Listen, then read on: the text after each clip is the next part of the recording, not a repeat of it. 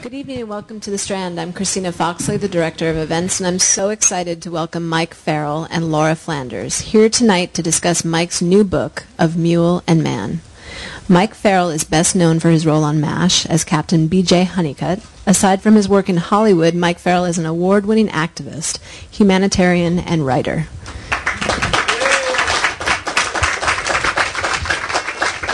In 2007, the Los Angeles Times named him Person of the Year. Of Mule and Man chronicles Mike Farrell's road trip in his Prius named Mule to promote his LA Times best-selling memoir, Just Call Me Mike, A Journey to Actor and Activist. In his latest book, we learn about his impressions of the issues facing each community he visits, his witty exchanges at author events, even one at the Strand with Walter Mosley, and his encounters with other leading activists. Laura Flanders is the host of Grit TV, the new daily news discussion program on Free Speech TV, which you can find at 8 p.m. every night on Channel 67 in Manhattan and anytime at grittv.org, and also serves as host of Radio Nation, the nationally syndicated weekly radio program of The Nation magazine. Her writing has appeared in The Nation, Ms. Magazine, and the San Francisco Chronicle, among many others, and she has been featured on various television programs including Larry King Live, The O'Reilly Factor, Washington Journal, and Good Morning America, among many others as well. She's also the author of a number of books, including her most recent, Blue Grit. Following our discussion, Laura and Mike would be happy to take your questions. I'll be walking around with this wireless microphone, so please wait for that before you speak. And then they'll sign copies of their books for you, which you can purchase downstairs on your way out of the store. Please join me in welcoming the prolific Mike Farrell and Laura Flanders to the Strand. Yay, the Strand, independent-owned bookstore for, what is it, well over 100 years?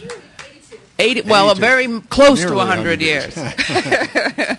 I want to welcome Mike and also Shelley Fabaras, who's in the back with the best hair in the city. Thank you so much for coming, and thank everybody for coming to the Strand. This is always a wonderful harbor from the storm, and when the storm is really raging out there, you feel particularly cozy to gather with your colleagues here at the Strand Books store here in Manhattan. Mike and I sort of traveled interestingly similar paths with our books. I discovered on reading Mule and Man.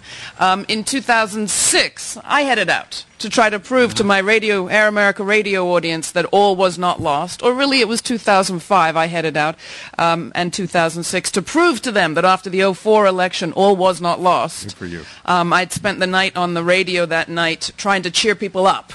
2004 election was not an up moment for Air America radio listeners. In fact, so many people said they were going to move to Canada that somebody from Vancouver called in and said, you do know you need a visa to come here. I tried to give, up stories, yes, but Nevada voted to raise the minimum wage, and Montana elected a Democratic governor for the first time in 16 years, and... well, I ran a little short of ideas. But afterwards I thought, am I just dreaming, my optiholism taking over here? Maybe I should go and see if any of this hope that I nonetheless felt, even on the day after Election Day 2004, was based in reality. And I traveled around the country, and 2 years later, Mike set out on a similar kind of a journey. And his book, Of Mule and Man, is a charming, a love story. You find out how Mike fell in love with his Prius. There are a few rocky moments. There were indeed. We never really get to hear how Mule feels about you. Mule is a rather reticent creature. But Mike brings you sort of missives from coast to coast, more than 8,000 miles, the stories of people trying to make change where they live, people who embraced him on his book tour and from whom he learned and learns in an ongoing way. So I hope that in this conversation we can hear a little bit about what you found around the country. I'm sure people will have questions about your memoir, Just Call Me Mike. But I'm going to take a point of privilege, I guess, and ask you to start it today and tell the people here what you were doing today, because I think it's exciting and important, and it's why we love Mike Farrell. Well, thank you, sir. Thank you, ma'am. Laura was, I was supposed to be on Laura's show today, and she very graciously allowed me to stand her up. I've been involved in a case in Virginia, an innocent man in prison, originally on death row, subsequently in prison for the last 30 years. And while Shelley and I on this tour, and prior to this tour, I've been trying to get a meeting with Senator Jim Webb of Virginia to explain to him about this case and why we need Governor Kaine to act, because this is Joe's last chance. It's a long story. I can give it to you if you'd like, but long story short, this is a man who was the protocol for people on death row fits him perfectly. He was sexually abused as a child. He was abused physically and every other way. He left home when he was 11 years old. By that time he was already an alcoholic and a drug addict. He left home because of the abuse. He traveled to he was in Florida, traveled to Southern Virginia, was working as a waterman, was subject to the depredations of his addictions, and had blackouts. He was living with two women, a woman and her daughter in Virginia, in an apartment. He had a blackout. He came up from the blackout and found them both dead. Both of them being murdered, the daughter having been raped. Being a self-hating addict, he assumed that he must have done it. Ran from the house, got on a bus to go home, of all places, and didn't even get there. Went to the first policeman he saw and said, "I think I've just killed two people," and turned himself in. They called the Virginia police, who came and got him.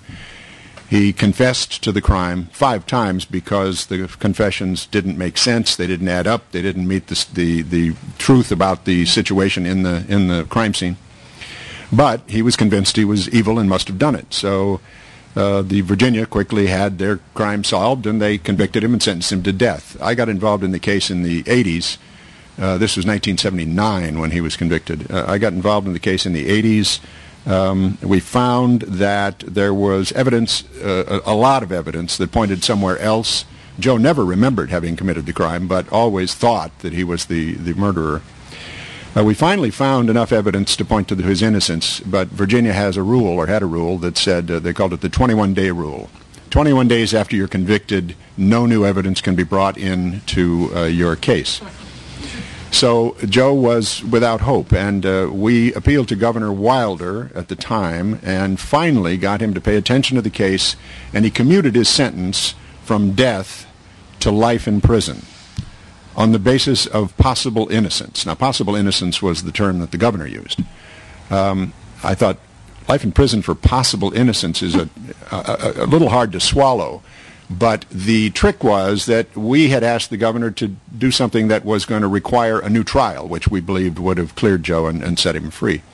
The governor, instead of doing that, turned it over to the Attorney General, Mary Sue Terry, who had dreams of becoming the governor and was not willing to offer a new trial for fear that he would in fact be set free and her prosecutorial office would look bad. So she refused the new trial, and Joe has rotted in prison ever since. We've been trying to get him out, and Governor Kaine's presence in Virginia, his relative sensitivity on these issues, made us believe that it was possible. I've been contacting Senator Webb for a long time, or trying to contact Senator Webb for a long time, and was in D.C. 3 days ago and was unable to get to see him or Bobby Scott, the member of Congress from that area, and left. We were in Baltimore, Maryland last night, and I got a call saying that Senator Webb would see us today if we could get there. Laura was kind enough to let me out of the commitment to be here, and I got on a train from Baltimore, went down there, had a meeting with Senator Webb, had a meeting with Congressman Scott, had a meeting with Senator Leahy, who just happened to be in his office and was willing to meet me, and have generated some interest. I can't say commitment, but they've generated some interest. What we asked them to do was to tell Governor Kaine that this is a case that deserves his attention. He, as you probably know, got into a lot of trouble for pardoning the Norfolk 4 sailors, 3 sailors that were left of the Norfolk 4 who were convicted of a rape and murder they did